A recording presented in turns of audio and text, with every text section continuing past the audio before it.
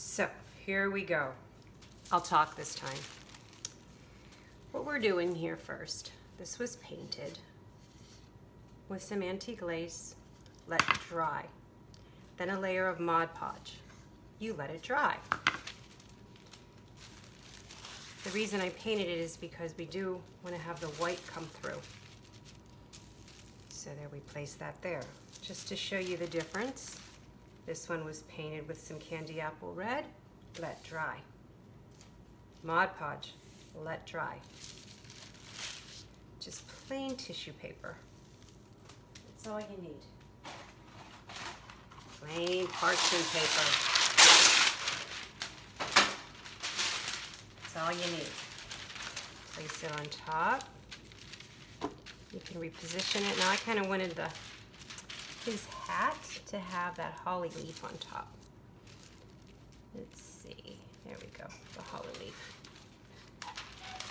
And make it nice and flat because it will stick the way you iron it. So if there is a crease in it, you will get that crease. So put this down nice and flat. Get the iron out of the drawer. And you simply iron it. This is just a flat surface. I practiced on a flat surface the first time just to get a feel for it, just to see what happens. So there you go, nice.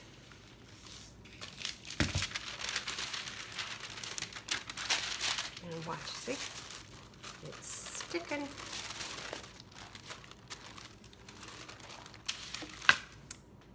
See the white coming through, so you're getting the white. Now here's a red one. So it's just going to be a simple little sign. Hold that in there. I want to get just the right design on there.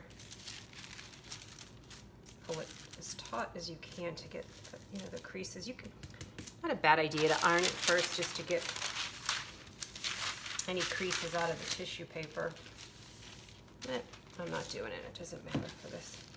Again, nice and iron. No pressure. It is on the highest setting. I'm not sure what side of the parchment paper I use. I don't even know if parchment paper has different sides. I don't think it does. It's not like wax paper. When I cook with it, I never care. Press nice and evenly.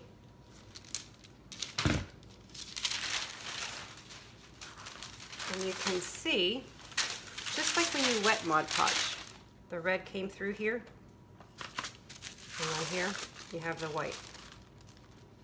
I don't have a sand block, but you do the same way that you've seen with wet ModPodge.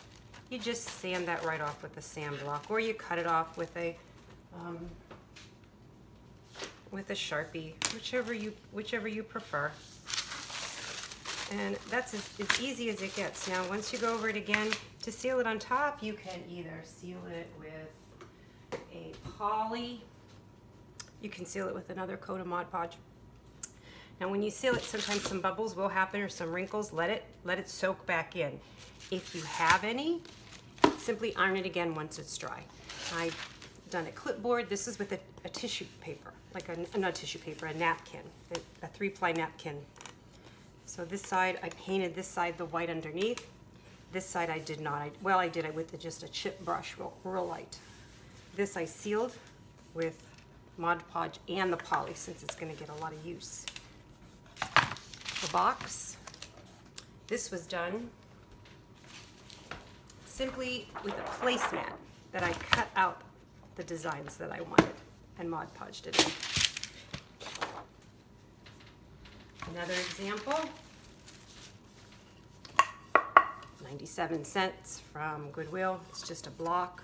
It did have something on it, so I sanded it down.